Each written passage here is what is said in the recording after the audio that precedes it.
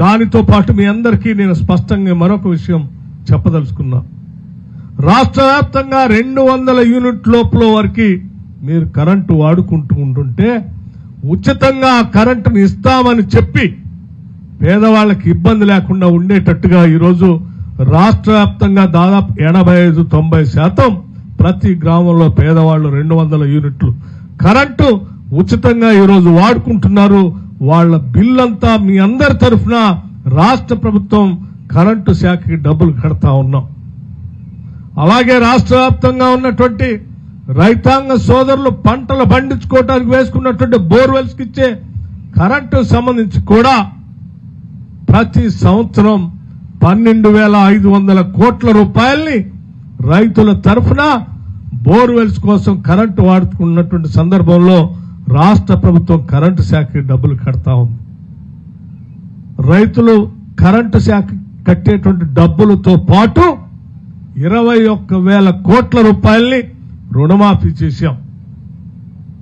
అట్లాగే రైతు భరోసా పేరు మీద సంవత్సరానికి 12,000 రూపాయలు ఎకరానికి ఇచ్చేటువంటి కార్యక్రమాన్ని చేపట్టాం. దానికి సంబంధించి ఈ సంవత్సరం దాదాపు 18,000 కోట్ల రూపాయలు ఖర్చు పెట్టబోతా ఉన్నాం.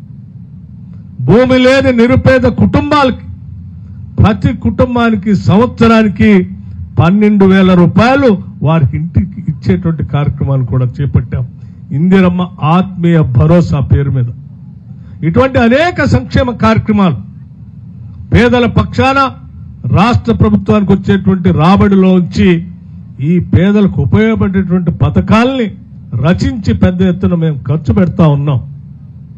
వాటితో పాటు రాష్ట్రంలో ఉన్నటువంటి మహిళలందరికీ కూడా తలెత్తుకొని గౌరవంగా బతకాలనేటువంటి ఆలోచనతో రాష్ట్ర వ్యాప్తంగా ఏ ఊరు నుంచి ఏ ఊరికి ప్రయాణం చేసినా ఉచితంగా ఆర్టీసీ బస్సులో ప్రయాణం చేయటం కోసం ఈరోజు రాష్ట్ర వ్యాప్తంగా కూడా ఉచిత బస్సు రైడ్ ని ఆర్టీ బస్సులో ప్రవేశపెట్టాం. ఇక్కడ ఉన్నటువంటి మహిళలందరూ కూడా ఉచితంగా ఆర్టీసీ బస్సులో తిరిగే కార్యక్రమాన్ని చేపట్టాం. 5 లక్షలు ఉన్నటువంటి ఆరోగ్యశ్రీని 10 లక్షల వరకు పెంచాం. 90 లక్షల కుటుంబాలు ఈరోజు రాష్ట్ర వ్యాప్తంగా ఈరోజు పెద్ద ఎత్తున దీని ద్వారా లబ్ధి పొందుతూ ఉన్నారు. అట్లాగే మనందరికీ తెలిసిందే పేదలకు ఇచ్చేటువంటి బియ్యం సంబంధించిన పథకం 90 లక్షల కుటుంబాలకి ఈరోజు మనం సన్న బియ్యం ఇస్తా ఉన్నాం. ఆ సన్న బియ్యంతో ఈరోజు ప్రతి కుటుంబానికి మేలు జరుగుతూ ఉంది. దీనిపైన దాదాపు 13,000 కోట్ల రూపాయలు రాష్ట్ర ప్రభుత్వం నుంచి ఖర్చు పెడతా ఉన్నాం. ఏ రకంగా చూసినా ప్రతి పథకం ప్రజల కోసం ప్రవేశపెట్టిందే. ప్రతి పథకం ద్వారా లబ్ధి ప్రజలకు చెందాలన్నదే మా ఆలోచన. ఇన్ని మంచి కార్యక్రమాలు తీసుకొని ప్రజల కోసం పనిచేస్తున్నటువంటి ఈ ప్రజా ప్రభుత్వాన్ని ప్రజల కోసం పనిచేయొద్దు, అలా పనిచేసేటువంటి ప్రభుత్వం ఉండకూడదని చెప్పి బురద జల్లేటువంటి కార్యక్రమం ఆనాడు టీఆర్ఎస్ పాలకులు చేసేటువంటి కార్యక్రమాన్ని కూడా ప్రజలంతా గమనించాలని చెప్పి మీ అందరికీ మనవి చేస్తా ఉన్నాం. ఈరోజు చేపట్టినటువంటి ఈ కార్యక్రమాలన్నీ కూడా అదనంగా ₹1 కూడా పన్ను ఎవరి మీద వేయలేదు. రాష్ట్ర ప్రభుత్వం ద్వారా వచ్చే ఆదాయంతోనే చేస్తా ఉన్నాం. మరి ఈ సంక్షేమ కార్యక్రమాలు ఆనాడు 10 సంవత్సరాలు కూడా ఇదే ఆదాయం ఉంది.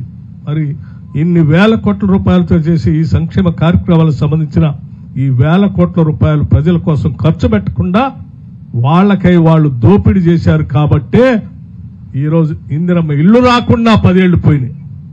రాజీవ్ యువ వికాసం లేకుండా పోయింది. 10 లక్షల ఆరోగ్యశ్రీ లేకుండా పోయింది. రకరకాల సంక్షేమ కార్యక్రమాలు లేకుండా పోయినాయి.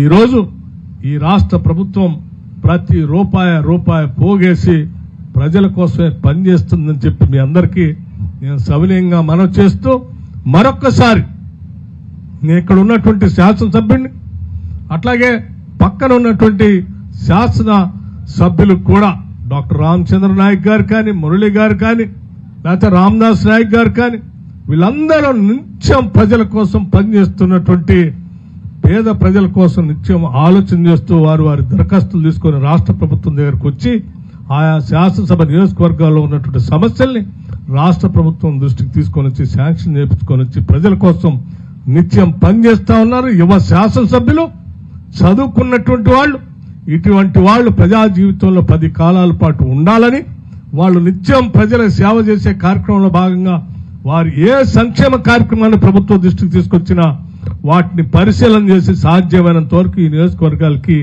అందిస్తామని చెప్పి రాష్ట్ర ప్రభుత్వం తరఫున మీ అందరికీ మాటిస్తూ సెలవు తీసుకుంటున్నాను. తిరిగి మళ్ళీ మీ అందరికి వస్తానని చెప్పి